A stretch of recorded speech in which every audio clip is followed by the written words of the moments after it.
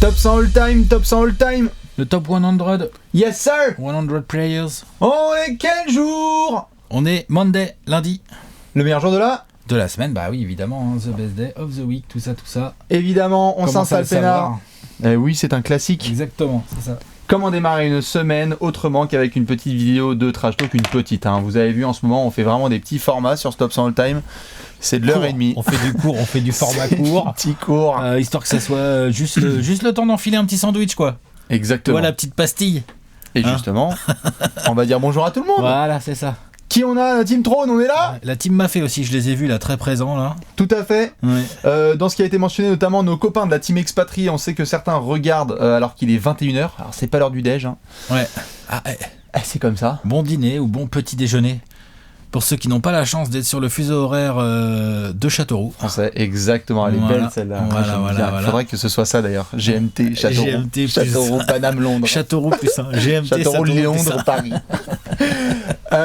Évidemment, tous les copains, ceux qui sont à la salle, ceux qui sont au taf, dans les transports. Hashtag vive les grèves. On va pouvoir se faire plaisir. Ça tu sais. Pas de politique. Mais Alex, qu'est-ce qu'on mange aujourd'hui? Aujourd'hui, la semaine dernière, on était sur quoi? moi je propose une petite fricassée de poulet. C'est un plat d'hiver ça. Bon, on a fait ça hier. Fricassée de C'était poulet, bon, ça.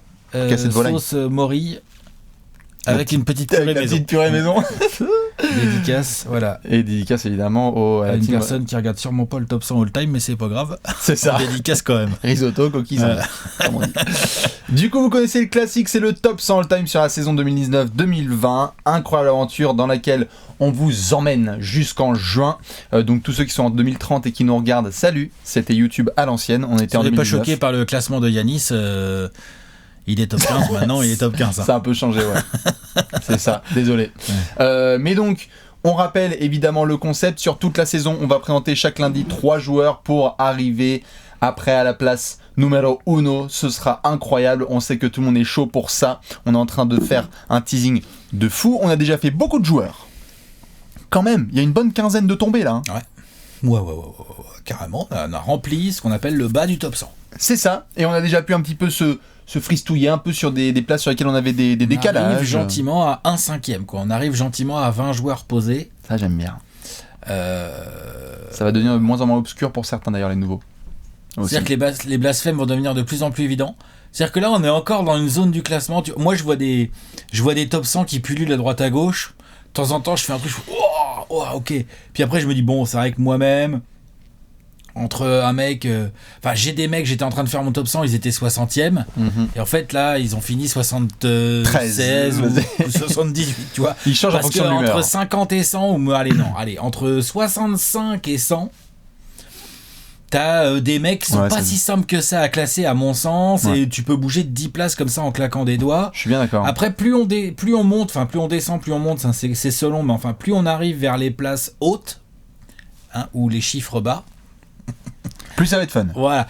Et puis moins j'ai moins j'ai de marge. C'est-à-dire le mec, peut-être je l'ai mis 22, mais en fait, peut-être je l'aurais mis 24 ou peut-être je l'aurais mis 21. C'est clair. Enfin, je l'aurais pas mis 53. Je suis d'accord, le delta, c'est ça que je veux dire. Bien sûr, le delta est super court. Vous allez voir, de toute façon, à partir du All-Star Weekend, vous allez vite comprendre, tous les lundis, ça va devenir la guerre.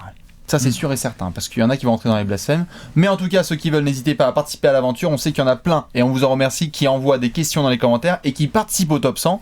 C'est vraiment un exercice, hein, on l'a expliqué dans d'autres dans les épisodes précédents. N'hésitez pas à les consulter pour avoir toutes les explications. On rappelle évidemment, on prend absolument tout en compte, du palmarès, de la stat collective et individuelle, de l'impact sur le terrain et en dehors. L'histoire de la carrière du mec, sa longévité, sa avant, régularité. Et après la NBA. NCS, s'il y en a, pour ceux où il y en a. Team USA. FIBA, s'il y en a, pour ceux où il y en a. Ouais. Team USA, s'il y en a. Change les règles, change pas les règles. Ouais, change les règles, change pas les règles, change le jeu. C'est ça. Franchise player ou pas franchise quelques joueurs, ils n'ont pas forcément changé de règles. C'est ça. Mais ils ont changé le jeu, par contre. On est bien d'accord. Voilà, tout le monde s'est mis à jouer pareil ou tout le monde a dû s'adapter, quoi. Les bagouses. Évidemment, tout ça, oui, les statistiques, ça, évidemment. Le palmarès. Et on rappelle la formule pour ceux qui le découvriraient. Nous, On va répondre d'abord à vos questions, puisque vous en posez plein tous les lundis. Ensuite, nous, on va faire le reveal de nos joueurs aux places 84, 83 et 82. Ensuite, on aura évidemment le petit thème, un débat qu'on fait chaque semaine. On va pouvoir se poser. Celui-là va être pas mal. Attention, je préfère juste teaser plutôt que de le sortir le thème. Et puis, on terminera évidemment avec un gros bisou et le gros tableau. Ok. T'es chaud ? Allez. Eh bien, je propose de ne pas perdre de temps et de répondre tout de suite à vos questions. Vous en avez posé plein. Alex, je commence tout de suite. Merci à Dory Forêt, salut, qui nous a demandé question. Selon vous, qui a déjà placé le plus gros blasphème de la rédaction ? Alors, pour ceux qui ne le savent pas, tous les lundis, sur le site de Trash Talk, trashtalk.co, il y a non seulement l'article lié à cette vidéo, mais il y a aussi l'équipe de rédaction qui balance son top 100 all time. Il y a Ben, il y a Julien, il y a David, il y a Nico là, qui vous balance leur top 100. C'est ça. Du coup, par curiosité, je vais quand même me le rouvrir là, vite fait. Moi, j'en ai 2-3. Je l'avais dans le coin. Alors, sur les 20 premières places là qu'on sort en reveal, bon, ça va, des blasphèmes. Il peut pas y avoir de blasphème si ouf que ça. Enfin, c'est compliqué, je trouve, d'avoir des blasphèmes de ouf. Non, je suis d'accord, mais par contre, je pousse les gens à le regarder toutes les semaines parce que ça va commencer à devenir très drôle. Ouais. Ah bah oui. Et moi, il y a des menaces qui vont tomber. Hein. Parce qu'il y a un garçon qui a mis Manu Ginobili en 91e. On se retrouve en avril, hein. Ouais. Je préviens. Julien aussi, il a réussi à rentrer Sean Kemp dans son top 100. Julien, vous le connaissez pas, c'est celui qui fait les sites. C'est ça. Parce que sur le papier, il s'y connaît un peu moins bien en basket que nous. Mais regarde l'autre, comment il l'a dit. Moi, j'avais même pas prévu de dire ça. L'autre, comment il le ficha en live. Oh non. Attends, il me dira pas le contraire. Et mettre Sean Kemp dans son top 100, je trouve ça baloché. Moi, je trouve ça bien, voilà. C'est pas un blasphème. C'est baloché. C'est baloché, moi, je suis bien d'accord. C'est pas un blasphème. Non. Moi, j'ai mis Penny Hardaway. Ben, il a mis Amarest de Mayer. Ouais. En 100e. Il y a un thème Benoît cette semaine. Il a mis où Pogazol ? Je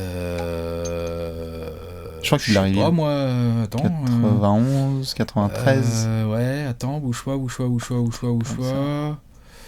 Je crois qu'il l'a mis. Ah, je le vois pas. Je crois qu'il nous l'a mis, monsieur Ben.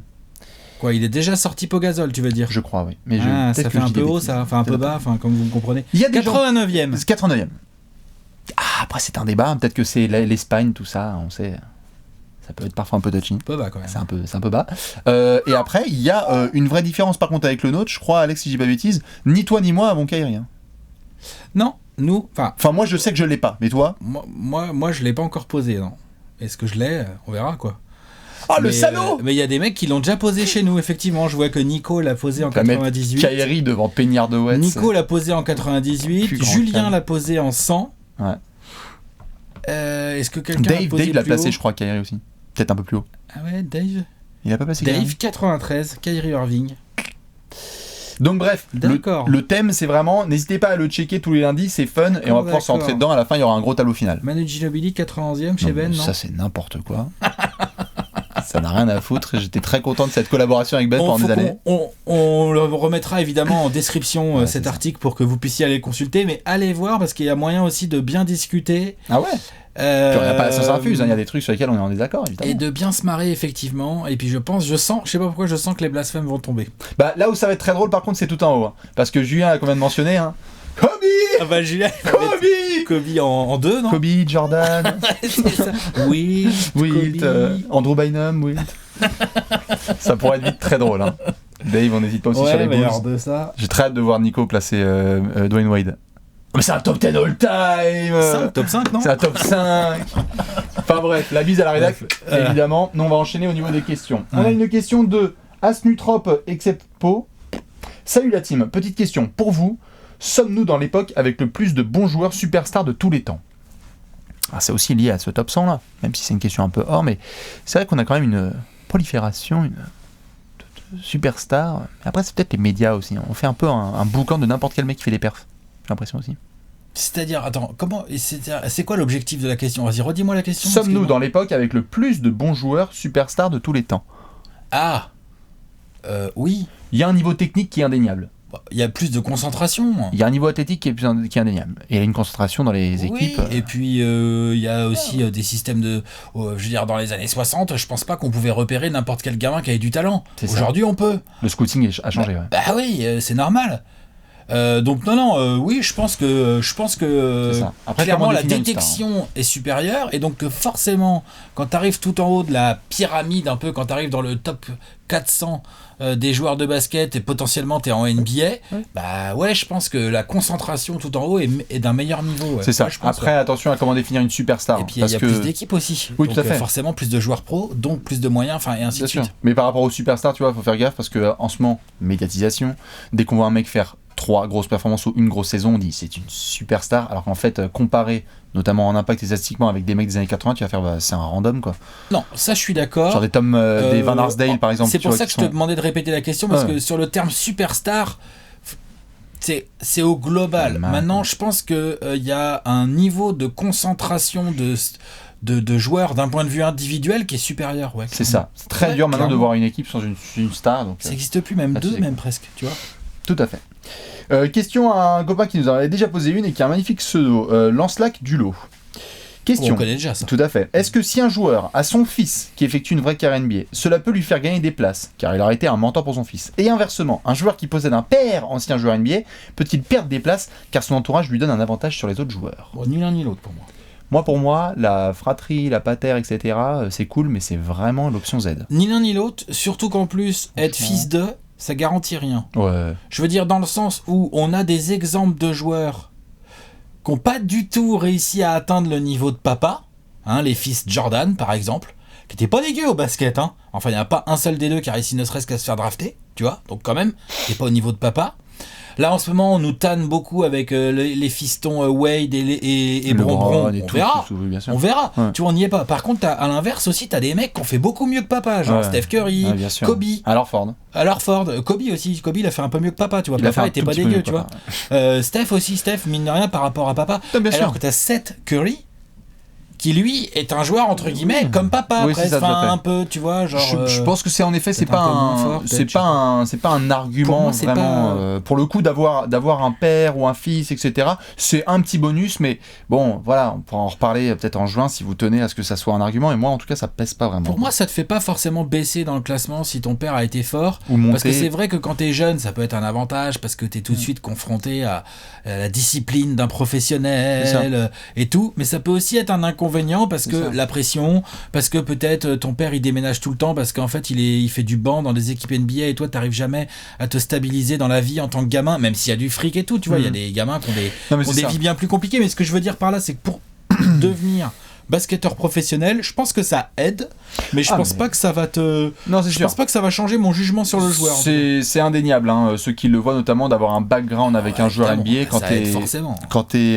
Jaren Jackson Jr. par exemple qu'on voit démarrer en NBA récemment, il a le papa qui était là, Andrew Wiggins forcément ça l'aide aussi parce que papa était en NBA. C'est bien d'avoir un background où t'as connu les coulisses quand t'étais gamin. Maintenant Il y a un par paquet rapport à de fils Bien d'anciens sûr, bien joueurs sûr. ou fils d'anciens sportifs de haut niveau. par contre oui de là à avoir un impact moi je trouve que c'est une anecdote sympathique. Ça rentre pas en tout cas dans la liste des choses Même que je chez note nous, pour chaque même joueur. chez les Frenchies, hein, Tony c'est un fils de Oui, joueur. voilà. Boris, sa mère, je crois qu'elle était quand même pas trop mauvaise au basket, hein, si je dis pas de Bien bêtises. sûr, bien sûr, bien sûr. Non, on est d'accord. Rudy, c'est pas un fils de sportif. Non, c'est Evan. Evan oui c'est judo. Hein, C'est le papa. Evan, voilà, c'est ça. Enfin, tu vois, genre, il y a. Et dans un milieu sportif ça aide. Maintenant Hein, on est d'accord. on est d'accord. Question suivante de King Mons. Est-ce que l'absence de récompense individuelle majeure type MVP, défenseur de l'année, rookie de l'année, hypothèque les chances d'être dans votre top 50 ?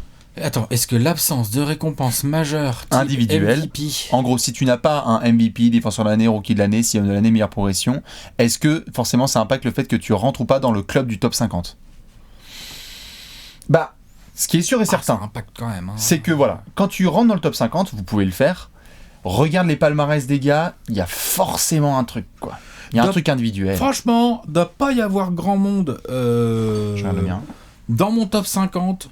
Doit pas y avoir grand monde qui a été ni MVP ou ni meilleur scoreur ou meilleur défenseur ou un truc comme ça de l'année dans mon top 50. Doit Je pas suis y en d'accord. avoir grand monde. Non, non, c'est ça. Il y en a... Les seuls que je vois éventuellement dans mon top 50 qui n'ont c'est peut-être chaud, pas maintenant. d'énormes récompenses individuelles, ce sont des gros scoreurs. Genre qui n'ont pas été MVP, mais C'est ça. genre été meilleur scoreur de l'année, puis qui ont des tonnes de points et tout, bordel. C'est ça, je crois pas Mais que- peut-être ça, j'ai peut-être ça. Je sais pas, je Le regarde pas là. Mais en copain gros, de- ça c'est possible, j'ai ça dans mon top 50. Genre ouais, le copain de Portland qui volait dans les airs, bon, il a pas d'énormes trucs individuels, si je dis pas de bêtises. de trophées Non, mais il volait individuels. dans les airs quand même, par contre. Mais il volait dans les airs, mais tu vois ce que je veux dire. C'est que lui, par exemple, il a pas ça, mais il rentre dans le top 50.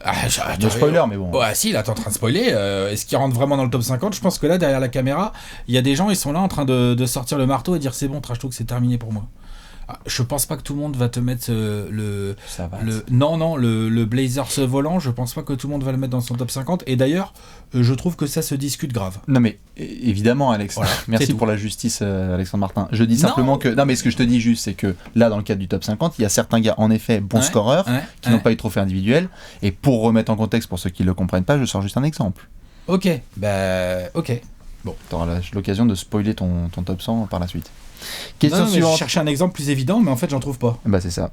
Tristan Molter, bonjour. Je sais que la 3e fois sera la bonne, j'espère en tout cas. Quelle franchise NBA est la plus représentée dans votre top 100 ? Bonne continuation. Bah, on avait déjà eu cette discussion. C'est difficile d'accorder un joueur à une seule franchise, mais quand tu vois les franchises les plus baguées de l'histoire, forcément ça a un impact, quoi. Il y a moins que tu aies du jaune et du vert dans ton top 100 à balle, quoi. Du jaune, du vert, du rouge. Bah, disons que de toute façon, les titres, on est en train de classer des mecs à niveau individuel dans un sport collectif. Donc on en a parlé, je crois que c'était dès le premier, non, ou le deuxième top 100, genre de l'impact du palmarès collectif dans un classement individuel. Il y en a un. Donc bah oui, si t'as passé toute ta carrière chez les Lakers, chez les Celtics, ou t'étais dans les Bulls des années 90, tu vois, voilà, et que t'as ramassé de la bague, ouais, ça peut t'aider, ouais, clairement. Bah ouais. Vraiment, c'est sûr, ça aide. Donc, il y aura ces franchises-là. Après, je crois que pareil, c'était peut-être 2e ou 3e épisode, on avait dit, je crois que toutes les franchises sont représentées, quasi. Oui. On avait hésité sur Hornets ou Grizzlies, on avait dit, ouais, je crois. on a tout le monde. Ouais, d'accord. Question de Mathieu Delpa. Salut les gars, selon vous, quel joueur a le plus été avantagé par la période à laquelle il a joué ? Lequel aurait dû être beaucoup plus haut s'il avait joué à une autre période ? Continuez votre taf, merci de nous faire kiffer. C'est compliqué ça. Mais des mecs peut-être qui sont pas rentrés dans le top 100, tu vois. Ça par contre on peut voir. Des gars qui sont pas rentrés, on s'est dit... Tu vois, moi par exemple, j'ai toujours considéré qu'un mec qui n'est pas rentré, qui s'appelle par exemple genre Zach Randolph, peut-être que tu vois, s'il avait joué dans les années 90, ça aurait été une dinguerie, tu vois. Ou pas, parce qu'il aurait été mieux défendu aussi. Hein. Ouais, bien sûr. Mais tu vois, j'ai l'impression que ça lui allait mieux peut-être comme style de jeu. Ouais. Après... Effectivement, ouais, on peut imaginer peut-être que des joueurs à la... qui sont pas forcément dans le top 100, tu vois, qui auraient pu le craquer. Ouais. Ou alors des joueurs qui y sont, mais qui auraient pu être beaucoup plus haut ou beaucoup plus bas. Ouais. C'est tellement compliqué en fait, parce que c'est très compliqué. Déjà, c'est compliqué, le sport a beaucoup évolué d'année en année. Et en plus, c'est compliqué d'imaginer comment aurait pu être un joueur dans une autre époque. C'est ça. Moi, je trouve qu'il y a les monstres qui, pour moi, quand t'es un monstre dans une époque, souvent, t'aurais été un monstre dans quasiment toutes les époques. Après, est-ce que si t'es Wilt Chamberlain, aujourd'hui, est-ce qu'il ferait les mêmes records qu'il a fait à l'époque dans les années 60, tu vois, par exemple ? Ou Giannis inversement. Je dis pas qu'il dominerait pas, attention, non, qu'on me fasse pas dire ce que j'ai pas dit, parce que ça, je sais que ça va être coupé encore, machin, tout ça. Mais je veux dire par là, 55 rebonds aujourd'hui, je suis pas sûr non plus. Je suis pas sûr que ce soit possible, en fait. Non, tout à fait. Et là, la semaine dernière, moi, j'avais mentionné un grand pivot congolais. Peut-être qu'en effet, quand il joue dans l'air où il y a le plus besoin de stopper intérieur, peut-être qu'il n'aurait pas eu la même carrière en jouant dans le spacing. Dans les années 2010, aujourd'hui, il aurait été plus en galère. Ah non, on est d'accord. Ça aurait été un délire. On est d'accord. Ça, c'est vrai ce que tu dis. Donc les intérieurs, ouais, peut-être des années 90. Il y en a qui souffriraient. Ouais, et puis attends, je sais pas, Jerry West déjà il a beaucoup scoré, j'aurais bien aimé le voir avec une ligne à 3 points. Oh putain, ouais, ça c'est un exemple. J'aurais bien aimé lui foutre une ligne à 3 points, tu vois. Parce que si la moitié des paniers de Jerry West qui comptaient 1 point de plus, enfin 50% de plus de points. Karl Malone, Jerry West. Mais tu vois ce que je veux dire. Ouais. Donc là, attention, il y a des joueurs comme ça qu'on. C'est vrai que le logo, c'est. Le changement de règle, en fait, il y a le changement d'époque, mais il y a le changement de règle. Ouais. Quand je vois comment aujourd'hui la NBA est dominée par des ailiers un peu chelous, athlétiques qui savent un peu tout faire, mon Dieu que j'aimerais bien voir Charles Barkley dans la NBA d'aujourd'hui, par exemple, tu vois ce que je veux dire ? Oh là là là là là là là. Attention, hein. Bien sûr. Parce que là, ça peut être très très sale. Donc tu vois, il y a des mecs comme ça, tu peux toujours te dire maintenant. Ouais, c'est compliqué. Bah ouais, non, c'est une question intéressante. Moi, je pense que oui. Je pense qu'il y a des mecs. Peut-être que Bill Laimbeer aurait été ouf dans la NBA actuelle. Non, il aurait pas fini un match.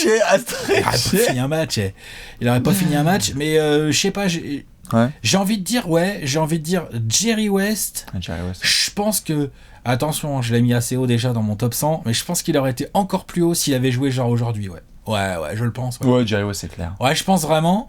Et un mec qui a vachement bénéficié de l'époque à laquelle il a joué. Ah bah, Will Chamberlain, ouais, Bill Russell, tout ça, c'est sûr. Ah, ça a son impact. Hein. Will T. Bill, ouais. Enfin, Will T. Bill, c'est Peut-être chaud. Will T. Bill. Mais après, c'est des... Je pense qu'ils auraient quand même bien dominé. Non, attention, ils auraient dominé, hein, mais bon, tu vois, il y a un niveau de domination et le niveau des records légendaires, tout ça. Est-ce qu'ils auraient bien dominé? Non, j'en cherche. Ok, non, mais on est bien. Ouais, on est d'accord. Question suivante de Axel Vautet. Est-ce que remporter un concours de 3 points ou un concours de dunk influence votre classement? Est-ce que remporter un concours de 3 points ou un concours de dunk influence votre classement? Ça joue sur ta légende, si tu l'as pas fait qu'une fois. Mais maintenant, de là à dire il a été 3 fois MVP, mais lui il a remporté 2 concours de dunk, non. Mais si pour le geste le plus spectaculaire du basket, t'as été un porte-drapeau. Ouais. Oh, ça influe pas tant que ça. Non, ça influe pas tant que ça. Un tout petit peu. Mais allez. un peu, ouais. Concours de 3 points, tu vois. Concours 3 points, je pense que j'en ai pas fait un critère du tout. Moi, Ah pour non, faire tout mon je suis classement. d'accord. Je Ouais. pense que le concours de dunk laisse un peu plus de traces éventuelles, mais en fait, ces mecs-là, ce sont des dunkers qui ont tellement écrabouillé de gens en match que de toute façon, moi non. Allez, non. Je suis d'accord. Deux dernières petites questions. Est-ce que les highlights ou les actions folles peuvent compter comme un argument important? Nous demande William Despoter. Oui. Quand même. Moi, je sais que ça a été un truc, tu vois, j'avais parlé, je crois, je sais plus quel épisode de Damian Lillard. Quand tu rentres ce genre de shoot, ça impacte. Sur ta vision du joueur, quand même. Ouais. Quand tu fais un gros compte sur la planche, ça crée en une finale. story. Quand tu mets un shoot dans le corner. Oui, ça compte forcément en fait. Ouais, quand même. Ça compte forcément. Je dis pas que tous les mecs qui ont rentré des grands shoots dans l'histoire vont être dans le top 100. Ah ouais, non. Mais Mais si les t'as highlights, été quoi. bon et qu'en plus t'as rentré quelques gros shoots, ça va t'aider. Ouais. On est bien d'accord. Et enfin, la dernière, elle est de Girolamo Riario. Question: comment classer un joueur ayant eu un passage éclair dans la ligue, mais l'ayant dominé? Coucou Drazen, nommé entre parenthèses. Drazen, clairement, c'est hors top 100. Hein. Moi, le seul On prend exemple la vraiment que j'ai longévité, comme ça, hein. c'est Penny. On prend la Et longévité. encore, bah ouais. Penny, il est resté. Hein. Mais après, il a eu qu'un passage de quelques saisons. Brandon Et je l'ai Roy. mis en wildcard. Brandon Non, Roy. je l'ai pas rentré. Hein. Bah non. Il faut... La longévité, on la prend en compte. Putain. Ah bah, c'est pas un défaut. Hein. C'est une Franchement, qualité, vraiment, la bah longévité. Et puis en plus, la longévité t'aide parce qu'elle te permet de taper éventuellement certains records ou de te positionner. On a parlé là, il y a une ou deux vidéos, on a parlé de le nombre de points potentiellement que tu mettais en carrière. Je sais plus, c'est une question qui nous était posée. C'est ça. Ah bah ça, plus tu joues de match, hein, plus t'as de chances de mettre un paquet de points. Donc tu te retrouves Même à chose table pour- avec des gros Même chose pour les rebonds, Bien ou sûr. pour les contres, ou pour les passes d'aise, tu vois. On est d'accord. Donc passage éclair, très compliqué. Je suis bien d'accord. C'est très compliqué. Du coup, voilà pour les questions. N'hésitez pas à en balancer plein comme d'hab. Il y en a des milliers chaque semaine et on vous remercie justement pour cela. On se retrouvera bientôt pour y répondre, donc lundi prochain. Mais nous, on va devoir enchaîner avec le gros morceau. Et ouais, on va révéler. Allez, c'est l'heure du reveal. Ça, c'est On ta va faire de la tablette. révélation. C'est ça, tiens, Mister Reveal. Hop là, une tablette, un effaceur et un stylo. Vous pouvez le faire aussi. Ah oui, ça c'est facile. Normalement, ça s'efface. J'ai testé. Ok. Et avant ça, juste, évidemment, Léon Salaprod, on monte le tableau. Le voici le tableau juste avant de faire le Il y a une reveal. colonne hein, qui commence à prendre forme. Hein. Ça c'est toi ça. Ouais. Ça c'est ton classement à toi. On va faire les places 84, 83 et 82. Et le tableau, le mien, le voici, justement, avec donc mes petites places. Inspiration, respiration, on pourra discuter des blasphèmes juste après. On démarre tout de suite avec la place numéro 84. Je suis sur un meneur. Pas tout à fait, moi. Ah, j'aime bien quand tu trolls comme ça, parce Ouais. que tu prends un mec de 2m13. Pas tout à fait le handle d'un meneur, on va dire. On est sur qui? Dikembe Mutombo pour Alex. Ouais. Et Dennis Johnson pour Bibi. Dennis Johnson pour toi. Deux joueurs. Dennis Johnson, je l'ai casé la dernière fois et il me semble que. Mutombo, moi c'est la dernière fois, toi. précédente. Donc. Oh, si t'en as rajouté, vas-y sur Dikembe Déjà, quand même. si vous voulez des infos, vous pouvez aller voir la vidéo de la semaine dernière puisque vous aurez des infos sur ces deux joueurs. Non, écoute, Mutombo, moi le vrai truc que je voulais faire, c'est pour ça. La semaine dernière, on a un peu débattu Ben Wallace, Mutombo et tout, parce que moi j'avais mis Ben Wallace la semaine dernière, et alors que toi, Ben Wallace, tu l'as mis tout au début de ton top 100. Enfin, moi je trouve qu'il n'y a pas un si gros écart que ça entre Ben Wallace et Mutombo. Ah ouais. Donc non. Et donc je voulais non, parce que je pense que l'un est un beaucoup plus gros contreur, rim protecteur que l'autre. Mutombo plus fort à ce niveau-là que Ben Wallace. Par contre, je pense tellement que Ben Wallace est un défenseur, mais tellement plus complet, quoi, qui peut switcher, qui est beaucoup plus mobile. Enfin, tu vois, genre. Du coup, je pense que la différence que toi tu as mis dans ton classement, qui est d'au moins 15 places ou un truc comme ça. Ouais.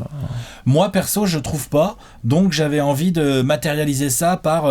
Là, je crois qu'il était Ben Wallace. Enfin, je crois que j'ai 3-4 places d'écart maxi, quoi. Oui, c'est ça. Puisque monsieur Ben. Vu que je l'avais la semaine dernière. Donc voilà. Mais sinon, je trouve que tu avais plutôt bien résumé Mutombo. C'est un monstre. Et effectivement, il a jamais été très doué en attaque, mais il rentre complètement dans un top 100. Parce que mental, parce que protection de cercle, parce que kamikaze, parce qu'il a fait gagner des séries grâce à sa défense, et pas que contre les Sonics. C'est l'exemple de ouf, puisqu'il est genre, je crois que c'est 30 contre en 5 matchs. 30 contre en 5 matchs, tout à fait. Voilà, donc c'est un petit peu ça, là. Les plus matheux d'entre vous auront vu que ça fait 6 contre par match de moyenne. Sean Kemp à la retraite. Sean Kemp, et il a commencé à boire ce soir-là. C'est ça. Ce soir-là, il a commencé à boire. Puis après, il est allé à Cleveland, et là, il a beaucoup bu. Il a beaucoup bu. Pas de l'eau dans le melon. Ouais. Donc voilà. Mais non, Mutombo, joueur monstrueux, joueur qui est tombé pour le coup, je trouve, dans une époque où c'était un peu parfait pour lui. Il avait vraiment beaucoup de gros pivots à défendre. Donc, comme on vient de le dire un peu dans les questions, il avait vraiment l'occasion de se mettre en valeur du Ewing, du Olajuwon, du David Robinson et du machin et du truc. Ça, c'était bien pour lui. Morning et tout. C'est bien et pas bien parce qu'il avait aussi des énormes adversaires au pivot, mais au moins il n'était pas dans une NBA comme celle qu'on a eue aujourd'hui ou comme celle peut-être des années 80 où c'était un petit peu plus compliqué. Les big men ils pouvaient, mais c'était quand même un peu. Ouais. Ça allait très très vite, quoi. C'est surtout, je parle de vitesse de jeu en fait. Où je pense que Dikembe aurait eu un peu plus de mal à se mettre en valeur. C'est clair. Mais effectivement, il a su exploiter ses qualités incroyables, déjà, enfin sa taille déjà, parce qu'il fait 2m18 lui, 2m16, 2m18 lui. Lui c'est un vrai 7-footer, hein. Même quand tu lui enlèves les chaussures et tout. Ouais. Voilà, c'est ça, tu vois, genre attention. Donc voilà. Joueur ultra kiffant. Donc non, voilà, c'est tout ce que je voudrais rajouter. T'avais d'autres petites notes pour compléter ce que j'avais dit peut-être? Non, c'est ça, tu vois, je regardais là. C'est un Hall of Famer évidemment. Non. Il est quoi, 3 fois meilleur contreur de la NBA? Ouais, 3 fois meilleur contreur, 2 fois meilleur rebondeur. 4 à l'époque, il y avait de la concu, c'est ça aussi. 4 fois meilleur défenseur. Ouais. 84e de mon top 100. Je trouve qu'il est bien à cette place. C'est vraiment le plus haut auquel je puisse le mettre. Ouais, c'est ça. Je trouve qu'au-dessus, j'ai plus de joueurs tellement où je pourrais me dire Mutombo pourrait être devant et tout, j'en ai plus. Mais surtout, vraiment, voilà, je voulais pas le mettre trop loin de Ben Wallace parce que je trouve que Ben Wallace, on a trop tendance à se rappeler seulement qu'il mettait 6 points par match. Et c'est. Non, il n'y a pas tant de différence que ça en fait. Très bien. Voilà. Je valide. DJ, t'as des choses à nous redire? Oui, alors juste par rapport à Mutombo, c'est là où je suis d'accord avec toi, c'est. Je crois qu'on avait parlé de cet élément un peu technique de basketteur, t'as l'impression qu'il y a un plafond des places pour ces mecs-là. Tu peux pas mettre, c'est trop. Il y en a, hein. On a dit qu'il y en a qui sont en manque de technique mais qui ont grave dominé. Il aurait 4 bagues. Ouais, il serait le pivot meilleur défenseur de l'année. Il aurait 11 bagues. Non mais tu vois, il serait le pivot meilleur défenseur de l'année d'une équipe qui allait au bout plusieurs fois. Non. Là tu le fais monter. Mais le problème de Mutombo, c'est aussi ça, c'est que quelque part, après il n'avait pas non plus, notamment aux Nuggets, même à Atlanta, il a jamais eu des équipes de malades autour de lui en attaque, tu vois. Bien sûr. Et après, s'il a eu Iverson en 2001, il va en finale NBA. Mais il perd. Il se fait rouler dessus par un 34 tonnes. Bon après l'autre il joue chaque 2001. Voilà. J'en parle même pas parce que même je pense Thor que... il tient pas. Non mais voilà, c'est ça. Même Thanos et Thor c'est qu'à un moment donné, voilà. Puis il est plus en début de carrière. Enfin, c'est compliqué. Non, mais au-delà de ça, voilà, c'est aussi ça qui manque, tu vois. C'est genre à un moment donné, on peut pas se dire genre il est le pilier défensif. Tu vois, imagine Rudy Gobert. Imagine le. Je fais un imagine, hein, c'est un imaginer, fermer les yeux, tout ça. Séquencé. Ouais. Si le Jazz réussit à pécho une bague. Une bague avec Donovan Mitchell, avec un Mike Conley, pas son nombre, tu vois, et un Rudy Gobert en mode je suis le patron, le pilier défensif. et ben tout de suite, sa légende l'autre il a déjà été 2 fois défenseur de l'année, c'est un contreur hallucinant, c'est un gros rebondeur, tout de suite c'est plus pareil en fait. On va commencer à discuter sérieux. Voilà, bien sûr. c'est ça que je veux dire. Voilà. Ce côté anti-franchise, ouais, je suis d'accord. S'il avait été franchise, d'une équipe.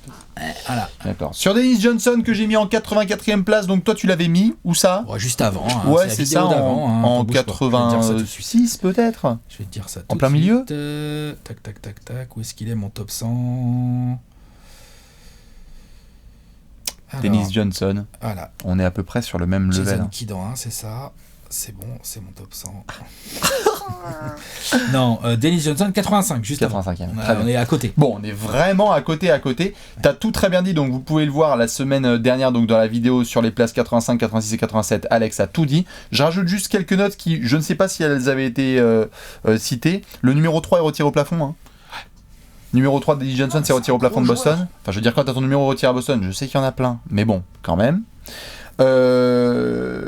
Record NBA, 7 contre pour un guard en finale NBA 78. 7 contre pour un guard, ça c'est sympa. Et sinon, oui, petite dédicace, tradé par un certain Colangelo des Suns aux Celtics. Ouais. qui avait déjà Michel Neffin.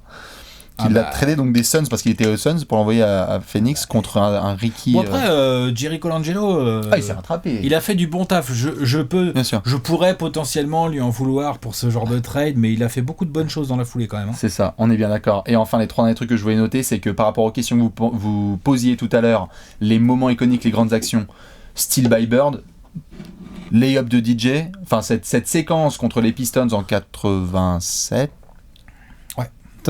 Entre les Celtics et les Pistons avec la remise en jeu d'Isaiah Thomas, vous pouvez la voir sur YouTube, interception de Larry Bird, passe pour Dennis Johnson, c'est dans le folklore des Celtics, c'est dans l'histoire des Celtics. Et j'ai vérifié ce que tu disais sur lui la vidéo dernière quand j'en parlais, et on n'était pas sûr et on n'a pas été vérifié tout de suite, c'est bien 0 sur 14. C'est bien 0 sur 14. Au Game 7 des finales de 78.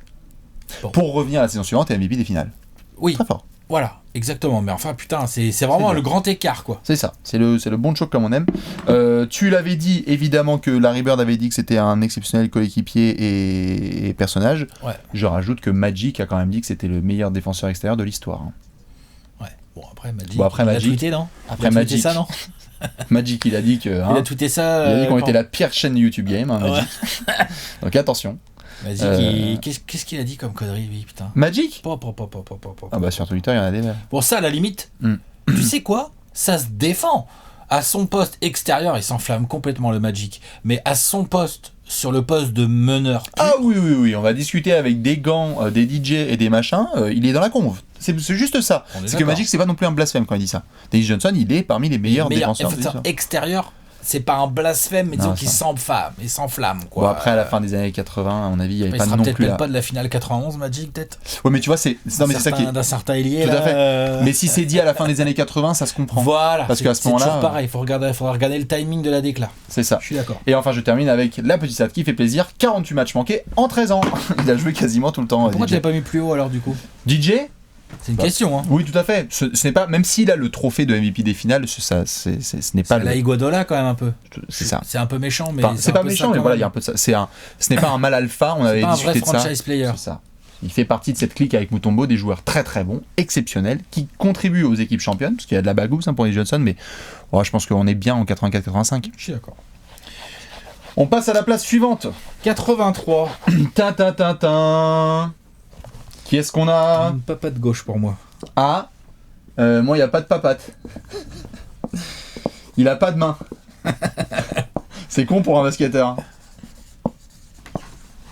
T'as qui? Chris Mullin. Ah oui, Dwight Howard. Oh, ça va, t'es vache. Il y a quand même des mains pas si dégueu, Dwight Howard. C'est juste pour le shooter. Ouais. Parce que Dwight Howard et Chris Mullin, on est vraiment aux Antilles. Ah oui, non, par contre, évidemment, on n'est pas... c'est Rocky. On boxe pas dans la même catégorie. D'ailleurs, vaut mieux pas qu'il se retrouve sur un ring de boxe de toute façon. Allez, sors le décapsuleur, parle-nous de Chris Mullin. Mullin serait capable de gagner. Ah bah, attention. Ouais. Ne jamais provoquer un crackhead, comme on dit. Faut faire gaffe, franchement. Bah, Chris Mullin, joueur, j'adore. Alors, je sais qu'il y a des gens, ils vont même pas du tout le mettre dans leur top 100. Clairement, il y en a. Moi aussi, je peux comprendre d'ailleurs. Enfin, je peux comprendre. Non, j'ai un peu de mal à comprendre, mais je peux l'entendre. Si. Mullin, finalement, je vais commencer par là. Finalement, t'as quoi? 5-6 vraies grosses saisons. Hein? auquel il est quasiment tout le temps All-Star. Il doit être 5 fois All-Star dans sa carrière, Chris Mullin. Il est évidemment double Hall of Famer, hein, un à titre individuel, une fois à titre individuel et une fois avec la Dream Team de 92, parce que Chris Mullin fait partie de la Dream Team de 92. C'est un sacré argument pour entrer dans le top 100. Hein. Exactement. mais est-ce que tu dois te baser que là-dessus? Il y en a qui mettent plus d'importance au stade. Chris Mullin, à part médaillé d'or olympique, il a quoi comme palmarès en fait, Chris Mullin? C'est sûr. Non mais je commence par les défauts, là, par le côté genre l'avocat du diable et tout, tu vois. Il a rien gagné, Chris Mullin, tu vois. C'est pour ça qu'il est pas loin des Dave Bing que t'as mis et des autres gars comme ça. On est dans ce range-là. C'est pour ça qu'il est dans ce range-là pour moi, mais il est quand même dans mon top 100 clairement, et il est quand même un peu devant certains gars. Parce que, déjà, parce que j'adore ce genre de joueur, un peu sneaky, là, cette espèce de papa de gauche qui dégaine hyper vite, parce que Run TMC, parce qu'il a réussi à exister longtemps sans physique, sans trop de physique. Hein, Chris Mullin, franchement... Non, c'est chaud. Vous voyez Joe Ingles? Il est encore moins athlétique, clairement. Hein. Ouais, voilà. Mais donc, non, mais pour ceux qui découvrent Chris Mullin en ce moment et qui voient le jazz jouer. Joe Ingles, c'est un athlète de malade. Joe Ingles, c'est Usain Bolt à côté de Chris Mullin. C'est clair. Et il y a une anecdote, si je la retrouve, qui me fait bien kiffer sur Chrisou. Il est coolos. Qui est tombé bien bas, hein, Chris. Comment? Qui est tombé bien bas. Il est tombé dans des profondeurs morales, physiques, humaines. C'est un alcoolo. Hein, On va pas tourner autour du pot. Voilà, c'est un alcoolo. C'est quand même Don Nelson qui l'a sorti de la merde quand il est arrivé à Golden State. Mais je pense que Don Nelson doit avoir une place dans ce top 100. C'est incroyable. Franchement. C'est incroyable. À l'été 84, Mullin, il faisait partie de la sélection américaine qui allait gagner à Los Angeles une médaille d'or au JO, avec un certain Michael J d'ailleurs, si je dis pas de bêtises. Oui, tout à fait. Hein? Et Michael J, je crois. Ouais. Voilà. Il y a peut-être un James... non, j'avais lu une anecdote que j'ai rapportée dans un article de Trash Talk une fois. C'est le New York Times qui racontait ça, que ils sont allés en bus, parce qu'à l'époque c'était pas les avions, les machins, les conneries. Donc c'était en bus qui sont allés, ils ont traversé un peu tous les États-Unis. Et là les mecs, ils vont s'arrêter dans un pub dans l'Indiana. Ah oui. Ok, pour boire un coup et tout. Et comme c'était l'équipe olympique de basket américaine, le patron du bar, il leur a dit laissez-moi une petite signature, un machin et tout. Donc ils ont tous signé, tous les joueurs ont signé ils ont mis leur nom et ils ont signé, et puis ils ont mis leur nom, leur numéro de maillot, ils ont signé. Et Mullin, lui, il a juste mis if the beer is cold, we'll win the gold. Si la bière est froide, on ira chercher la gonasse. C'est bien, hein.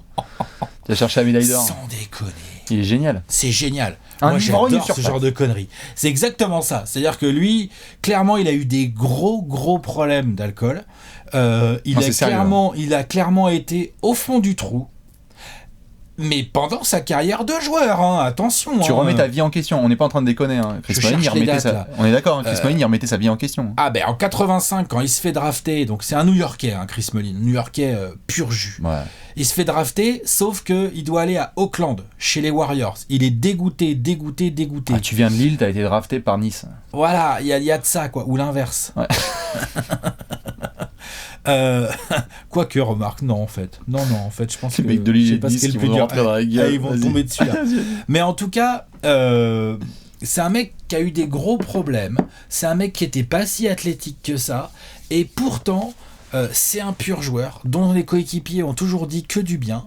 Alors c'est vrai qu'il n'y a pas grand chose au palmarès, mais il y a quand même 5 All-Stars. Il y a quand même, comme je l'ai dit, double Hall of Famer et tout. Il fait partie des premiers noms que Chuck Daly a mis sur le papier quand on lui a demandé c'est qui les mecs que tu veux absolument emmener pour la Dream Team 92.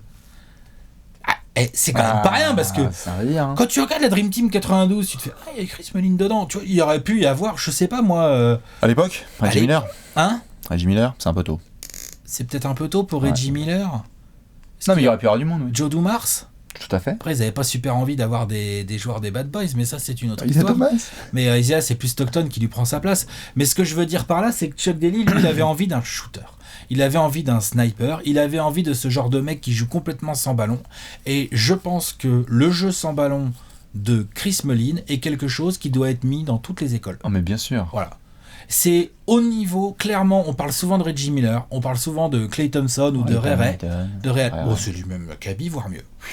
Non, mais c'est un des pères du jeu sans ballon. Lui, au passage, j'aurais bien voulu le voir aujourd'hui, là où ça shoot à 3 points dans tous les sens. Ça aurait été un autre truc.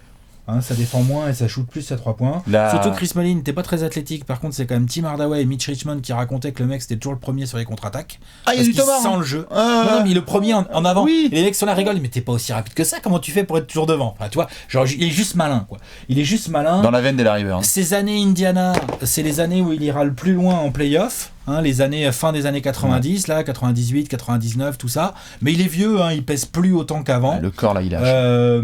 Donc voilà, c'est pas un franchise player, Chris Mullin, c'est au mieux un lieutenant. Mais c'est un mec que oui, je mets dans mon top 100 inévitablement. Je veux bien avoir des avis sur Chris Mullin parce que je pense qu'il y a des gens qui vont le mettre beaucoup plus haut, pardon. Genre, je sais pas moi, 50e ou truc comme ça. Et je pense qu'il y en a qui vont pas du tout le mettre dans leur top 100. Ouais, je suis bien d'accord, c'est un gars qui pourrait avoir un delta assez large. N'hésitez pas à vous renseigner sur Monsieur Chris Mullin. L'histoire est hyper intéressante et le joueur très touchant. L'homme est touchant, l'histoire est dessous. Donc je suis bien content que tu l'aies mis dans ton top 100. J'ai mis Monsieur Dwight Howard en 83e place. Oui, Dwight Howard est dans mon top 100 all-time. Bien sûr. Certains ne vont pas le mettre, je serais pas étonné. À pas le mettre du tout, Dwight Howard. Je pense. Pour une raison qui est assez simple, c'est... Ça chaud. Quand on regarde juste dans le rétroviseur, donc on ne regarde pas ce qui s'est passé sur l'ensemble de la carrière. Il y en a plein qui regardent ce qui s'est passé depuis Houston, et donc ils voient Charlotte, Houston, Atlanta, nanani, nanana. Et même l'épisode avec les Lakers. Mais de quoi on parle? On parle d'une des plus grosses beasts. Monsieur Dwight Howard, athlétiquement, c'est une des plus grosses beasts que la Ligue. Un des pivots les plus incroyables de l'histoire de la NBA. Nous sommes 8 fois All-Star, 8 fois la NBA, 3 fois défenseur de l'année de suite. Tout à fait. 2009, 10 et 11. Monsieur Dwight Howard a été 5 fois le meilleur rebondeur de la Ligue, 2 fois le meilleur contreur de la Ligue. Dans les petites anecdotes, puisque certains posaient la question, non, ça compte pas les dunk contests, mais il n'empêche que le dunk contest de 2008, ça a marqué un paquet de gens de cette époque-là qui ont grandi aussi avec Dwight, cette espèce de freak qui va les taper en haut du plexi, qui va faire Superman. Bon, c'est de l'anecdote, mais c'est juste pour le caser là. 2009. Oui. Les 14 premières saisons de Dwight sont en double-double, je répète. Les 14 premières saisons. Une de Barclay.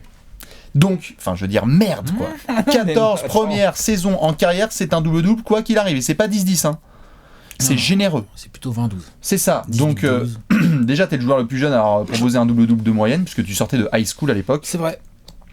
Et enfin, j'ai réalisé un petit club. Ça s'appelle le 18 000 points, 10 000 rebonds et 2000 contres. Je sais pas si tu connais. Non, bah il y a tellement de clubs en même temps maintenant. Alors oui, non, mais juste celui-là, il n'y a pas beaucoup de monde. 18 000 points, 10 000 rebonds et 2000 contres. Je te donne juste quelques noms. Kareem Abdul-Jabbar. Wilt. Tim Duncan. Wilt, bah non, Wilt, on comptait pas les contres. Kareem Abdul-Jabbar. On comptait pas les contres, mais il y est. Hein, il Tout est à fait. club, Donc on va le mettre. Wilt, Kareem Abdul-Jabbar, Tim Duncan, Kevin Garnett, Shaq, David Robinson, Hakeem Olajuwon, Robert Parrish, Patrick Ewing, Dwight Howard. Ouais, ça va, il y a un petit club. Donc tu fais partie de ce club, gros, t'es dans le top 100. Enfin, déjà. Et puis 2009. Et alors oui, j'allais y venir. 2009, il y a les finales NBA. Il y a une équipe qui s'est construite autour de Dwight Howard et elle est allée en finale NBA. C'est ça, c'est que pour ceux qui l'avaient pas vécu forcément, Stan Van Gundy va être le coach de cette équipe d'Orlando qui va jusqu'en finale NBA. Dwight est la pierre angulaire, pierre centrale, All-Star indiscutable, candidat MVP. Une équipe qui d'ailleurs joue beaucoup sur le in and out, donc les premiers records à 3 points qui tombent, c'est le magic de Stan Van Gundy parce que Dwight, dès qu'il y a la balle au poste, il y a 2 à 3 mecs qui lui montent sur la grappe, quoi. Donc Edo Turkoglu, Rashard Lewis, là ça se régale. Donc la finale de 2009, c'est un petit peu le point culminant de Dwight à un titre individuel. Le mec, il sort les Cavs de LeBron, il sort les Celtics, il est trop dominant, il roule sur des raquettes. Au niveau collectif, on lui met quand même... Meilleur rebondeur, meilleur contreur. C'est ça. Je fais à balle, hein, parce que Dwight, on aura l'occasion d'en reparler, et puis je pense peut-être qu'il sera dans ton classement, on va voir. Mais je dois ajouter évidemment une petite médaille olympique. Pékin 2008, il est là. C'est le pivot de la Redeem Team, quand même. C'est écrabouillé par Rudy Fernandez. C'est ça. Mais bon, il a écrabouillé aussi du gigaon, mais c'est vrai que le tomard de Rudy Fernandez sur Dwight. Quel match celui-là. Ouais, tout à fait. Avec un Curry à 14 ans et demi. Il faut absolument regarder ce match. Ouais, un classique all-time. Je suis bien d'accord. Un des 8 joueurs de l'histoire à avoir fait un match à 30 points, 30 rebonds. Ça aussi, c'est pas mal, hein. Non, mais... Contre Brooklyn. Ah non, mais Dwight, c'est pareil, ça. Je pense qu'il y a des gens qui vont pas du tout le mettre dans leur top 100. C'est ça, c'est ce que je dis. Il y en a qui vont pas le mettre. Tu sais quoi ? Ça me choque limite plus que Chris Mullin. Oui, mais tout à fait. Mais c'est pour ça que c'est important de remettre en perspective la carrière de Dwight, parce qu'il y en a plein qui disent Hall of Fame, pas Hall of Fame, machin truc. Enfin, quoi ? Non, mais il y en a qui sont sur des débats-là, et parce qu'ils ont dans leur rétro cette espèce de chute. Et quand on parle du dossier Dwight Howard, on ne peut pas enlever ce qui se passe depuis 2012-2013, c'est-à-dire cette embrouille avec Stan Van Gundy, la façon dont il s'est comporté, la chute à Houston, l'attitude, des histoires extrasportives, d'abus de gosses et tout. Enfin, genre, il a même une sale réputation dans les vestiaires. Et dans les vestiaires, Atlanta, ça a foiré. C'est certainement pour ça qu'il est que dans ces eaux-là dans ton top 100, pardon, et que pour beaucoup il va peut-être même pas y être, et que pour quasiment personne il va pouvoir aller tellement plus haut. Il se fait clasher par Kobe, c'est une blague, quoi. Si il avait été un meilleur coéquipier, franchement, il aurait peut-être des bagues. C'est ça. Et déjà pour commencer, parce qu'un pivot pareil. Et c'est pour ça qu'il faut faire attention, parce que là on est donc en 2019. Vu comment ça se passe pour nos amis de Los Angeles, si Dwight ajoute une bague à son palmarès, attention. Ah, ça picote. Ça picote. Surtout que son retour est quand même vachement. Et il est en train de montrer au moment qu'il où on parle, en c'est tout ça. cas, parce qu'après ça c'est très. Là c'est très dans l'instant. Bien sûr. Mais son retour est quand même cool. Hein. S'il est en train de faire ce dont on rêvait, c'est-à-dire cette espèce de redéfinition de son jeu et qui devient bagué en étant un super remplaçant, putain, mais c'est une carrière de ouf. C'est une belle carrière. Très belle carrière. Ouais, je suis d'accord. Je termine enfin avec le dernier truc, même si on sait que c'est une franchise très jeune, j'adore Shaq, mais minute, point, rebond, contre, tir, lancer, c'est le numéro 1 de l'histoire du Magic. Ah bah ça c'est clair. Et alors quand t'es le leader d'autant de catégories dans une franchise, aussi jeune soit-elle et que tu l'as emmené en finale NBA, bon bah t'as ta place. Dwight il est dans le top 100 all-time, point barre. Ouais, je suis d'accord. Et le dernier truc que j'avais noté, évidemment, record all-time, c'est 39 lancers tentés contre Golden State en 2012. T'en souviens de ce match là? Combien d'en a mis? Je sais plus. J'ai juste noté les tentés, moi. C'est pas mon boulot, là, ça. Par contre, ça. Je m'en demande trop, là. Voilà. Bref, Dwight Howard, on verra en effet si Alex l'a mis, mais j'espère qu'il y a beaucoup de monde qui a respecté la carrière globale de D12. On passe en place 82. Qui tu nous as mis, Alex? J'ai mis Chris Bosh. Ah! Qu'est-ce qu'il y a? Bah, je suis content. Ah! Ouais, tiens, je vais sortir mes notes sur Chris Bosh. Et bah, juste, je te prends la parole 2 secondes parce que j'ai pas besoin. J'ai mis Grant Hill en 82. T'en as déjà très bien parlé. Vous pouvez aller le voir. Je sais plus en quelle place tu l'avais mis, Grant Hill. Mais. Tu l'as mis, non? Oui. Moi, j'ai bien mis 10 mais Alex places, a tout 10 places expliqué. plus bas. Hein. 92? Ah, ouais. J'ai bien 10 places d'écart, je pense. Bouge pas, Grant Hill. 91. Bon, alors à 9 places. Juste encore, c'est LeBron avant LeBron. Et la classe, l'élégance post-Jordan, ambassadeur de la Ligue et qui a redéfini sa carrière après les blessures. Je t'en prie. Chris Bosh. Ah, je suis content que tu l'aies mis. Chris Bosh est un top 100 all-time pour moi. Il fait partie, vous voyez, on est encore tout juste à 80, là, comme on disait. On arrive gentiment dans les 20 premiers mecs qu'on a glissés dans notre top 100. Il a fait partie d'une discussion avec tous les autres gars que je viens de mettre juste derrière, plus ou moins à son poste, et des intérieurs, des pivots, là, et des ailiers forts, pardon. Mais non, Chris Bosh, je l'ai mis. Plusieurs raisons à ça. C'est que sa carrière en 2 volets, hein. T'as le volet Raptors où il est clairement le franchise player, le meilleur joueur en tout cas, le franchise player d'une équipe qui fait pas grand chose. Ah, clairement, enfin je sais pas, ils ont dû aller 2 fois en playoff peut-être avec Chris Bosh. Ça on en avait parlé, oui. Ça s'est torché au premier tour direct. Mais très vite, dès sa 2e ou 3e saison, il est All-Star, il le sera après tous les ans. Il envoie du 22, 23 points, 10, 12 rebonds, tranquille, à l'appel. Élégant, très mobile pour sa taille, bon shooter, très bon technicien, incroyable au poste. Moi, dans NBA 2K, il m'a fait passer des très très très mauvaises soirées. Ou des très bonnes aussi. Non, à défendre, moi je prenais pas Chris Bosh. Moi. Mais à défendre, très chiant Chris Bosh dans les jeux vidéo. Très énervant, on va dire. C'est un critère. Comme on dit, excessivement énervant, c'est un gros critère. Excessivement énervant. C'est un gros critère. Donc, il y a plusieurs saisons entières en vrai double-double. Et donc il a fait partie, déjà dans le premier volet de sa carrière, il a fait partie de je contribue à mon échelle à mettre les Raptors sur la carte. Continuer à mettre les Raptors sur la carte dans la lignée des Vince Carter et des gars comme ça. Et après, effectivement, il y a l'été 2010 où lui, tout discrètement, derrière The Decision, hop, il va se glisser à Miami avec ses potos Wade et LeBron. Et là, en 4 ans... C'est avant, je crois. Ah non, vas-y. Comment ? Je crois que c'est avant The Decision. Oui, mais peut-être que c'est avant, mais enfin, en tout cas, tu vois, c'est au même moment, quoi, c'est le même été. 4 ans, 4 finales, 2 bagues, et surtout, toute l'intelligence d'un grand joueur. C'est-à-dire, genre, ok, alors il va falloir que je joue pivot. Alors, déjà, c'est quand même pas son poste à la base. ok, en fait, faut que je stretch de ouf parce que Wade et LeBron, bah, faut qu'ils puissent attaquer le cercle. Donc, il est devenu un sniper à 3 points. Il était bon shooter avant. Hein. Ah, il est devenu un sniper à 3 points avant l'heure. C'est-à-dire qu'au début des années 2010, on n'en était pas encore tout à fait aux intérieurs d'aujourd'hui où si tu sais pas shooter, t'es lié fort, tu sais pas shooter. Le hit débloque le small ball. Hein. Tu vois ce que je veux dire? Le hit débloque notamment le small ball avec Bosch. Le small ball avec Bosch, avec LeBron en 4 et Bosch en 5. Terrible. C'est quand même une équipe ça qui est allée 4 fois de suite en finale et qui a gagné 2 bagues. Qui aurait normalement dû en avoir 3, mais bon, ça c'est comme ça. Hein. C'est comme ça, hein. Tu te choques. Ça arrive. Donc là, du coup, avec ces 2 volets, je trouve qu'il y a une carrière très complète, même si elle s'est terminée un peu plus tôt, parce que après, quand LeBron est parti à l'été 2014, Bosch refait quoi une vraie saison, et après ça commence à être la merde. Ça, c'est vraiment moche, mais Caillou du coup, ça joue. Moi, je peux pas le mettre plus haut tellement à cause de ça aussi, parce qu'à un moment donné... en gros, ça veut dire que tout seul, il n'a pas fait grand-chose. Il a gagné en numéro 3, quoi. Il était numéro 3 quand il a gagné. Donc ça, c'est quelque chose qui m'empêche de le mettre plus haut. Par contre, c'est quand même un mec qui a emmené en play-off TJ Ford, José Calderon, Andrea Bargnani et... Qu'est-ce que j'ai noté Juan Dixon et José Garbajosa. Charlie V. Charlie V, tiens, je ne l'ai pas noté, mais il devait être là. Anthony Parker, deuxième meilleur scoreur de l'équipe. Tu vois ce que je veux dire? Donc le mec, il emmène ça en play-off, t'es là, tu fais waouh, ça c'est chaud.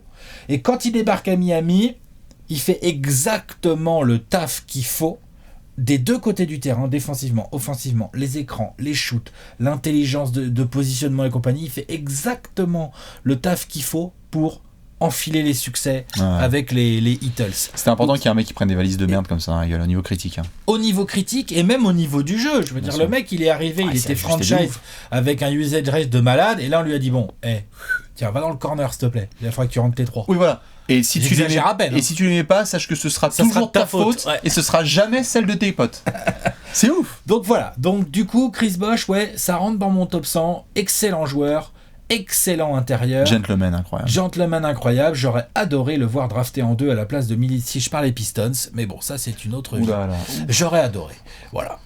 Quoi voilà. Moi, j'aurais juste adoré qu'il n'y ait pas de caillot de sang, quoi. Putain. Parce qu'avec Miami, quand LeBron se barre, il monte des prémices de OK, maintenant que j'ai eu mes bagues, etc., que je sais comment faire, putain, en franchise, il était prêt à faire du sale. Je pense qu'il était prêt à faire du sale. Hein. Ouais. Et qu'en plus, avec l'intelligence de Spoelstra et Riley pour l'entourer. Je pense que ça peut être sale, hein. Bien sûr, je suis d'accord. Wade ne serait jamais parti. Le maillot, il est haut. Ah bah oui. Plafond. Ouais. Voilà, Chris Bosh, 82e de mon top 100. Magnifique, donc les places 84, 83 et 82 pour toi, Alex, c'est 84 Mutombo, 83 Chris Mullin, 82 Chris Bosh, les 2 Chris aujourd'hui. 84 Dennis Johnson pour Bibi, 83 Dwight Howard et 82 Monsieur Grant Hill. On va montrer le gros tableau. Allez. Et le voici le tableau d'Alex avec donc les places 100 à 82. On arrive bientôt au 1/5 comme tu nous l'as dit. Ce sera l'occasion de faire un gros point et je vous montre maintenant le mien. Le voici, le petit tableau de Bibi. Il y a des choses à dire. J'ai 2-3 petites questions d'ailleurs à ce propos, mon cher Alex. Vas-y. Parce que oui, j'ai noté un petit peu, au fur et à mesure des semaines, on note un petit peu les classements des uns et des autres. Non, pas forcément d'incohérence. Juste 2-3 petites choses. On est donc, il y a un point sur lequel on est d'accord et c'était intéressant que tu mentionnes tout à l'heure. On est d'accord sur Mutombo Big Ben. C'est Mutombo après Big Ben. Mutombo est mieux classé que Big Ben. Oui. Un petit peu, oui. On est pas d'accord sur l'écart. On n'est pas d'accord sur l'écart. Mais on est d'accord par contre sur cet ordre-là. Sur cette hiérarchie-là. Parce qu'il y en a qui le feront pas. Bah peut-être, ouais. Mais attention. Je peux comprendre. Peut-être. Je trouverais pas que c'est un si gros blasphème. Non, je peux comprendre. L'autre point que j'ai noté un petit peu dans notamment ce que tu as délivré sur ces premières semaines, ma foi, c'est à peu près similaire au mien, mais on a très peu d'arrière. Hein. C'est un poste moderne. Donc on est sur beaucoup d'intérieur et quelques ailiers, mais le poste derrière là, enfin je veux dire, moi j'ai mis Clay. J'ai mis Clay et après tu fais ce que tu veux de Dave Bing, c'est un meneur. Non, mais c'est vrai que pour l'instant, moi, j'ai sorti qu'un seul arrière. Je crois que j'ai sorti qu'un seul arrière aussi. Mais ça va arriver, là. Moi, j'en ai... On est d'accord. Tu sais quoi ? Attends. Allez, je balance. Non. Attends. J'en ai un dans chacun des 3 prochains épisodes. Wow ! De derrière ? Oui. Tu veux que je joue à ce jeu-là ? Dans chacun des 4 prochains... Dans chacun des 4 prochains épisodes, j'ai un arrière. Enfin, si je change pas mon classement d'ici là. Moi, je crois que c'est les 7 prochains épisodes. Je crois que les 7 prochains épisodes, il y en a. Non, mais par contre, c'est intéressant de voir que voilà, ce poste-là, notamment, on avait fait la répartition. Je crois qu'il y avait un peu moins d'arrière que de pivot, je crois. Et Les arrières, j'en ai 19 C'est ça. dans mon top 100. Donc ça veut dire aussi que ça va se rééquilibrer et que donc il y a beaucoup d'arrières qui vont arriver gentiment. Faut voir. Et enfin, le dernier petit point, même si c'est dur d'axer les joueurs à chaque fois à une seule franchise, il y a, si je dis pas de bêtises, avec ce que j'avais noté que tu avais un petit peu ouvert, il y a une consonance conférence Est. Ah ouais, alors j'ai pas fait gaffe, tiens. Ben, je me suis posé la question, tu vois. C'est quoi le rapport? Tu veux dire que le top 50, de 50 à 100, on est à l'Est et de 0 à 50, tu me vois venir. à l'Ouest. Et la NBA à partir d'avril. Non, mais regarde un peu, tu vas voir. Ouest. Oh. Ouest. Moi, regarde, j'ai Ouais, oh, moi j'ai de l'Ouest quand genre même. Giannis, Ben Wallace, Billy Cunningham, Alonzo Mourning, Sidney Moncrief,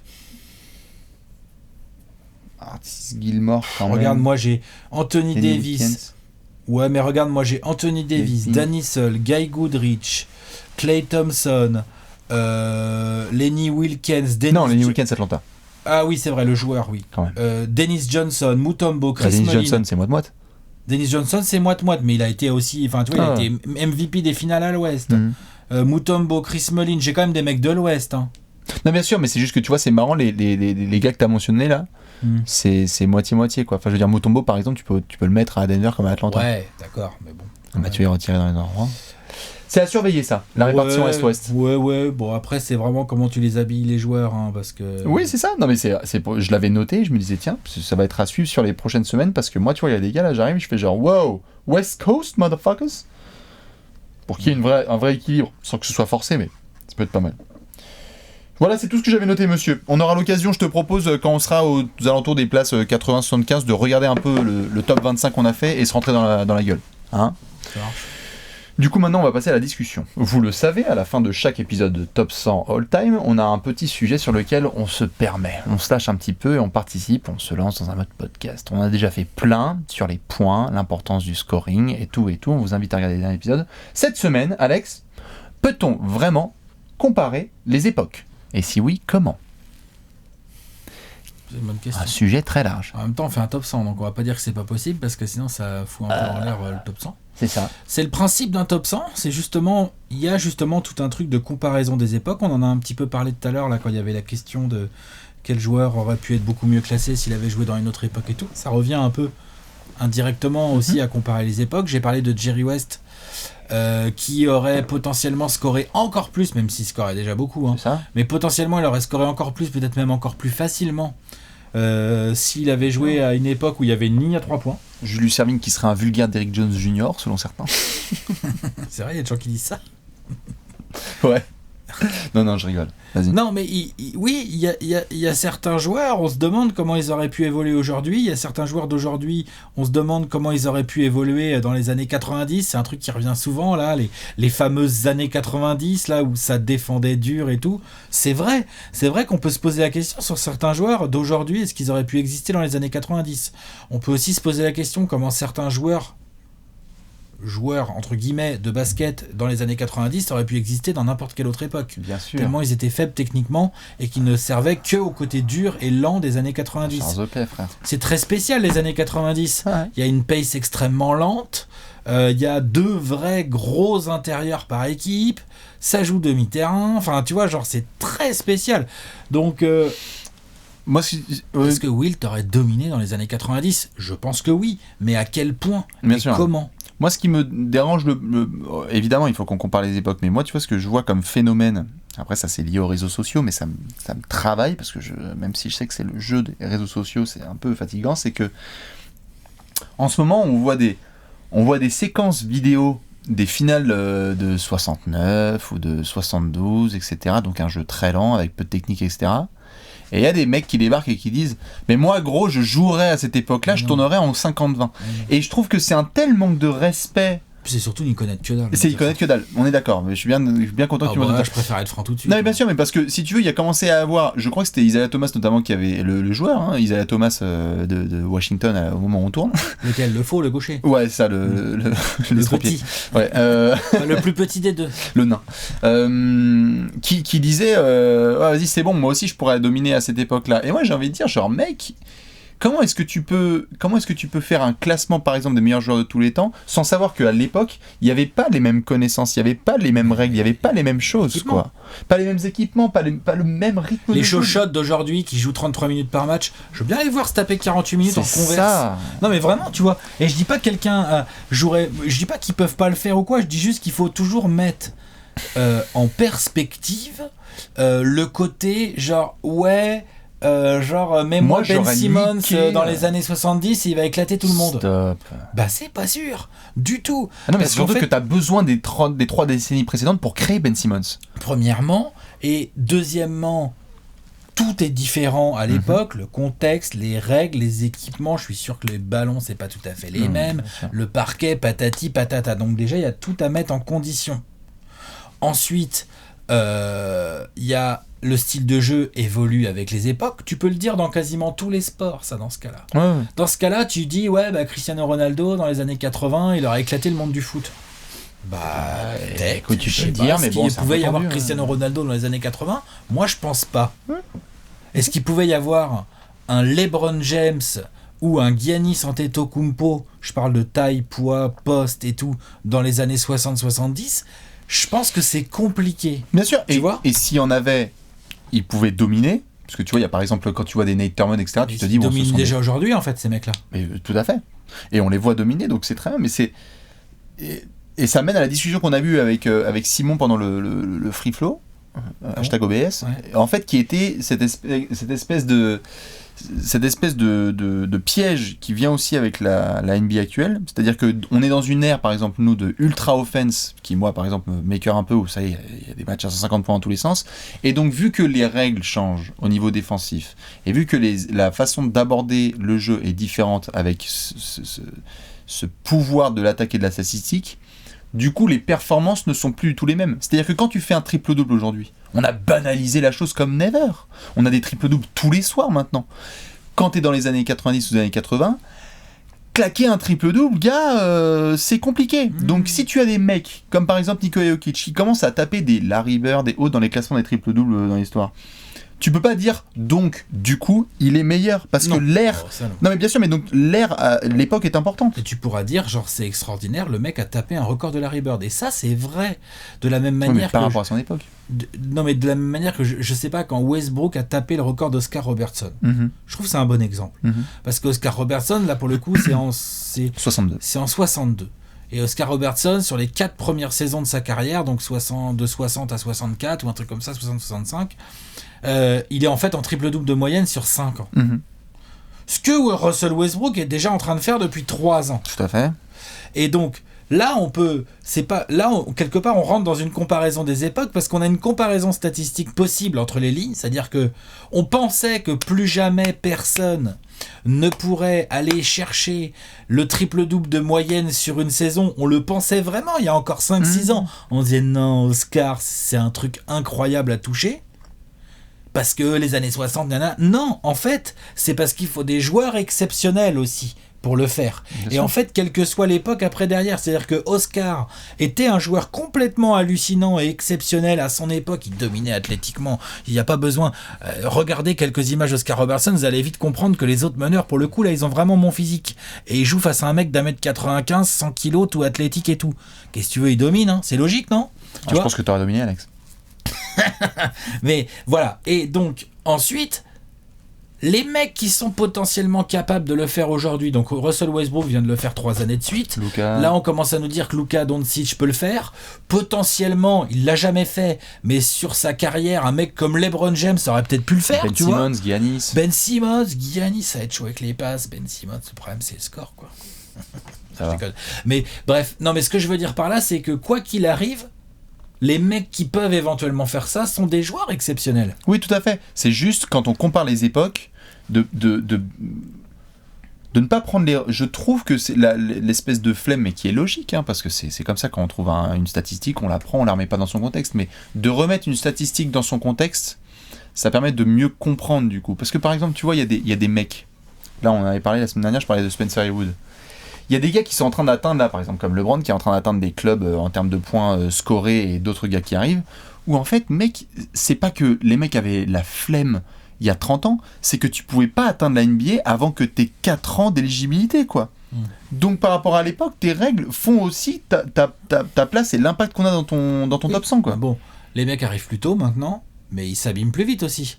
Parce qu'ils arrivent plus tôt. Parce que leur corps est moins prêt. Oh, bah, si, certains, c'est possible en tout cas. Ouais, mais il n'y a pas les mêmes staff. Oui, mais il n'y a pas le même staff médical, il n'y a pas les mêmes Exactement. apports. Donc ce que je veux dire, c'est que quand tu compares les époques, il faut pas oublier un truc, c'est que très souvent, les énormes records, les mecs qui dominent à une époque, ça reste les joueurs exceptionnels de leur époque respective. Il faut bien le mettre en avant. Ouais. C'est tout. Et je pense que Oscar Robertson, je pense qu'il serait né dans les années 80 comme Westbrook et tout. Et ben peut-être qu'il serait en train de nous salir la NBA d'aujourd'hui. Peut-être, non, bien sûr. C'est ça que je veux dire. Ouais. Avec son patrimoine génétique, avec du coup, il aurait eu l'environnement qu'il faut, il aurait eu le matériel qu'il faut, il aurait eu l'entraînement qu'il faut, il aurait eu tout comme a eu un mec comme Westbrook ou un mec comme Doncic ou quoi. Donc c'est ça qui est toujours difficile et c'est ça qui est intéressant aussi dans le top 100. C'est que c'est à chacun. Faut affilier son gars lunaire. C'est à chacun de recontextualiser chaque joueur. Parce que tu peux pas, voilà, c'est exactement, c'est cette espèce de tentation de vouloir mettre un mec dans une autre décennie et tout. Moi, je t'avoue que je n'y arrive pas en fait, parce que même un mec qui est exceptionnel intrinsèquement, d'accord, qui a un talent incroyable et qui a cette détermination dans le travail, on voit des mecs comme ça qui deviennent des beasts, et tu te dis, sa simple force de travail fait qu'il va pouvoir dominer. On a vu des gars comme ça qui montent jusqu'en étant beaucoup trop appliqués dans leur passion et dans leur boulot, deviennent des légendes. Donc tu te dis, normalement, s'il a ça, donc c'est pas un cadeau de la nature, de physique ou de rester en l'air pendant 3 secondes. Tout à fait, c'est au mental, mais ça je pense que ça s'entretient. Bah, du coup, tu te dis, il aurait pu avoir du coup un impact sur plusieurs décennies. Mais après, les règles évoluent tellement. Je suis sûr que les mecs qui deviennent un peu ce qu'on appelle vieux aigris, tu vois, qu'on voit qui regardent la NBA aujourd'hui et qui nous disent putain, moi j'aimerais bien avoir les rebonds offensifs avec 14 secondes seulement pour re-shooter derrière. Parce que du coup, il y aurait eu beaucoup plus de possession. Donc j'aurais eu beaucoup plus de scoring. Ah bah ça, la déclaration du vieux aigri. Mais d'ailleurs, le vieux aigri n'a pas toujours raison. Quand George Gervin fait oui, j'avais pas de ligne à 3 points, le record de Klay Thompson vaut rien. Enfin, il a pas dit ça comme ça, mais c'était un peu énervé en mode vieux aigri. Son argument, quelque part, il peut être raisonnable. Bien sûr. Mais qu'est-ce que j'ai envie de lui dire ? Gros, excuse-moi. Les règles, elles ont changé. Maintenant, il y a une ligne à 3 points. Faut que tu t'y fasses. Les mecs l'utilisent, donc excuse-moi, il t'a niqué ton record. Point tu pourras dire que tu as le record jusqu'à une époque où il y avait la ligne à 3 points. C'est ça. Bien sûr. Je veux dire, enfin, là, j'ai un peu de mal avec ça. C'est-à-dire qu'il faut aussi accepter que le jeu évolue.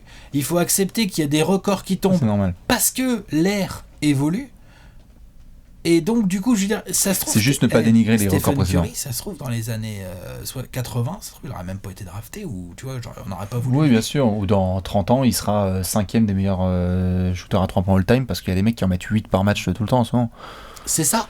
Donc, c'est uniquement ne pas dénigrer les records précédents. C'est là où j'ai un peu du mal. Surtout pas. D'ailleurs, nous, on fait bien un top 100, on fait les greatest. Oui. Et dans les greatest, si tu as dominé outrageusement une décennie, ta génération ou quoi, bah souvent tu vas être dans les greatest. Qu'est-ce que tu veux que je te dise ? Si t'as des records, même s'ils datent des années 60, que les mecs n'arrivent pas à taper depuis 60 ans, bah c'est peut-être parce qu'est-ce que tu veux que je te dise ? Bien sûr, à un moment donné, et peut-être que même oui, les règles elles ont sûrement changé, mais bon. Les conditions de jeu sont pas les mêmes, et peut-être que même si on vous met le même pace, le même nombre de shoots, le même nombre de rebonds, le même nombre d'adversaires ou quoi que ce soit, peut-être que tu réussiras toujours pas en fait à faire des 75-45 comme Wilt, quoi. Et puis et ce qui est intéressant aussi, c'est, tu sais, je vois aujourd'hui beaucoup de gens qui critiquent par exemple un certain Barbu parce qu'il le Barbu, j'allais venir. Parce qu'il a trop de lancers, parce que gna les arbitres lui donnent les points et tout. On verra à la fin de sa carrière, on fera des stats exactes et tout au Barbu. Mais moi, du coup, j'ai fait quelques petites recherches. Tous les gros scoreurs de l'histoire de la NBA, ils avaient tous des lancers. Non, mais ça, c'est sûr. Tous. Mais on en revient. Et quelle que soit l'époque. Bien sûr. Tu vois, donc là. Je suis d'accord. C'est juste quand on ouvre l'épisode de Barbu, bah, on en revient à est-ce que tu as dominé à titre individuel notamment et de manière outrageuse ta génération ? quand tu vois que le mec est à quasiment 40 points de moyenne, t'es obligé de le prendre en considération. Maintenant, tu peux aussi te dire, on en parlera quand le barbu rentrera peut-être dans le top 100, t'es obligé aussi de te dire, ce gars-là, non pas qu'est-ce que ça aurait donné dans les années précédentes, mais à quel point il a bénéficié aussi de l'ère dans laquelle il a joué, quoi. Oui, et qu'est-ce qu'il en fait aussi. Qu'est-ce qu'il en fait, bien sûr. Qu'est-ce qu'il a dans son palmarès, qu'est-ce qu'il y a dans son armoire. Est-ce que ça a mené jusqu'à une bague. C'est compliqué. Ne pas, quand on regarde le passé, ne pas non plus...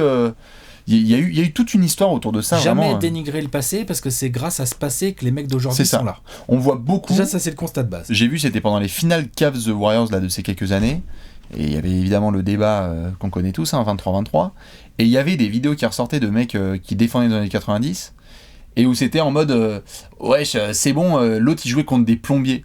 Mais en fait, juste moi j'ai une question. Les mecs genre André Robertson, on en fait quoi, genre quand on va faire des vidéos dans 20 ans et qu'on va faire des highlights de lui et de Byron Mullens, on va dire quoi, que KD jouait contre des Brels? Non, on peut pas. Non, mais c'est pour ça on peut pas. Donc il faut respecter aussi l'ère dans laquelle tu as joué avec des joueurs de différents niveaux. Et puis pour ce qui est des records, on peut pas d'un côté s'extasier dès qu'il y a un mec d'aujourd'hui qui fait péter un record qui tient depuis 40 ans, et de l'autre côté critiquer les records d'il y a 40 ans en disant ouais mais c'était n'importe quoi, c'était trop facile ou c'était pas le même sport. Bah les gars, faut savoir en fait. Donc ce qu'il faut, c'est prendre l'histoire telle qu'elle est. C'est ça. Parce que de toute façon tu peux pas la refaire. La scinder par carrière en fonction de par carrière, par décennie, par comme tu veux, par génération, par grand tournant dans la ligue et tout le bordel. Enfin l'histoire NBA elle commence à être vraiment très très riche. Bien sûr. Et en fonction de ça, recontextualiser chaque joueur, et à partir de là, tu peux commencer à glisser tes greatest. Et pourquoi aujourd'hui je mets Chris Bosh devant Mutombo? Il y en a qui vont pas être d'accord, hein. C'est vrai que tu vois, les années Chris Bosh, il aurait fait quoi dans les années 90 hein? Stop, ça me fait des pressions. Il aurait joué ailier, il aurait joué 2. Stretch 2, je vais attendre Bender. Non, je suis bien d'accord. Voilà. Je suis bien d'accord. Bah voilà, en tout cas, sur ce petit débat sur les époques, participez notamment ceux, je sais, c'était pas un clash envers fans des Cavs ou quoi que ce soit, mais on sait aussi que ça a été un truc sur lequel moi j'ai pu discuter pas mal sur le clash Jordan qui joue dans les années 90 contre tel mec, LeBron qui joue contre les années 2010 contre tel mec, qu'aurait donné Larry Bird, le mec n'aurait pas tenu aujourd'hui, ce serait Joe Ingles. Il y a des trucs sur les réseaux sociaux, gars, si tu y traînes, c'est une dinguerie, ne manquons pas de respect à ce qui s'est passé par le passé parce que c'est ce qu'il fait aujourd'hui, quoi. Ah, ok. Faisons gaffe. Dites-nous votre avis là-dessus. Évidemment, on va juste se remontrer, juste pour faire chier Léonce, une dernière fois le tableau. Allez. Le tableau d'Alex, il est là, il est beau, avec les places 100 à 82. Il est magnifique. Et voici le mien, des places 100 à 82. Vous connaissez le classique. Nous, on va se retrouver lundi prochain avec un nouvel épisode du Top 100 All-Time. On vous souhaite une excellente semaine. Alex, t'as un indice ou pas du tout? Non, j'en ai pas. Ok. Et ben, tu me prends de courant. Ciao.